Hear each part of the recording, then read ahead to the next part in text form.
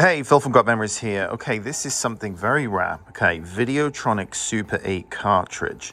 Now, these here were, and this is still in the wrapping. This is Super 8 sound film. Okay, you've got the audio strip on it. Hard to kind of tell, but it's got the gold strip on it.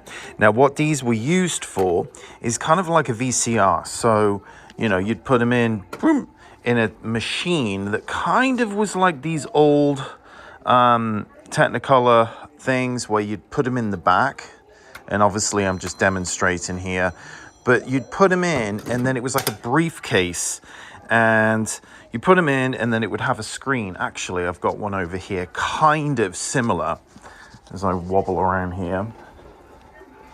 So kind of like this UMIG right here. So you'd put a reel in, boom, slot it in, and then it had a projection screen. So this was a sales tool for, you know, sales reps that would show off their products, car dealerships, where they could just have things on a loop and just showing, you know, sales tools, promo materials, all that kind of stuff.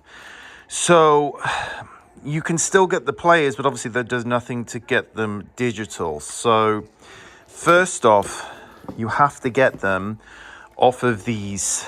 They're quite the engineering feat right here. And what you have to do is you've got to find the beginning, because this just runs on a loop. So what you have to do, and this is part of the laborious process here, is you've got to get your finger and thumb, you've got to feel for the splice. So, let's see this way here. So you've got to run this, and, hold on, where's the thing right here? The best way to do this. But you have to do this, and where is the... Anyway, you get what I'm saying. Once you have found the splice, then you cut it, and then you've got to loop it onto, to get it onto a reel, like I've done here with previous ones. So there it is right there. One of these was on one of these previously. So I'm working through this right now, and then I've got to digitize it to... let's have a look here. It's not exactly the most, there we go. So you've got the arrow right there. So that's the forward way of motion. And then once you've found that splice, I've also got my bottom finger here, just kind of secondary in case I miss it. But it is very apparent when this moment arrives. Okay, and also you're looking for dark as well. There you go. And you've got to go the forward way, because if you reverse it, it just creates an absolute meal out of this process. And there's no other way around it. You've just got to get your finger and thumb together and make sure you catch it, because that will be the beginning portion of it. I know this is fascinating watching. It's like watching paint dry. All right, come on. Where are we? And it might have only just been, a few inches from the back end.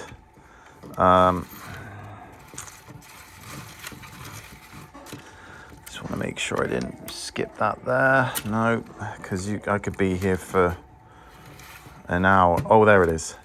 Okay. You can kind of see the splice there. So it's right here. I don't know if you can make it out, but the splice, you can definitely feel it here. So, of course, I don't have a pair of bloody scissors. Here we go. So you cut it, and then let's have a look here, and then you're going to loop it backwards onto this. So this is the waste. The sprocket holes are on this side towards you. And then you're going to just put it on here. And there we go. Now what you have to do is manually, wind it on. So lifting it, so this is what you have to do. I'm sure there's a few other ways of doing it, but this is just the way that I do it. A lot of old school methods. There's no handbook on this. With all this, look at this. I could wind it on, but what you'll see what I'm going to do in a second here is I'm going to put it on the bottom, take up, and then rewind it from there, which will take seconds. Plus, I like to kind of see if there's any issues as I'm going.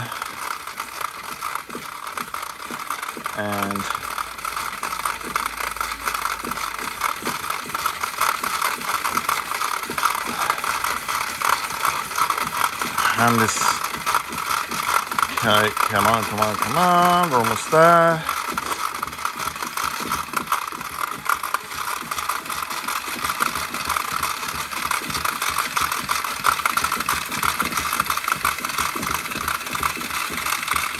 All right, oh, bloody hell. Oh, great, I've dug into that. Give me, hold on.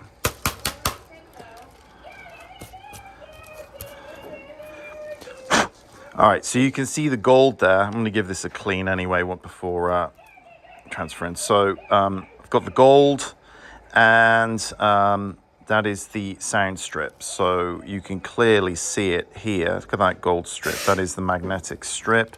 So turn this on. Is that plugged in over here? Let's see. There we go. All right.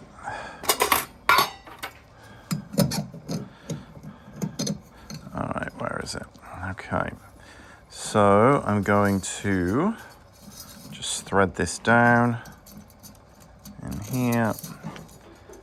Come on, there we go. Take the tension. Is this going to go the right way? It's not, is it? Yeah, it's the other way. There we go. Holes on that side, correct.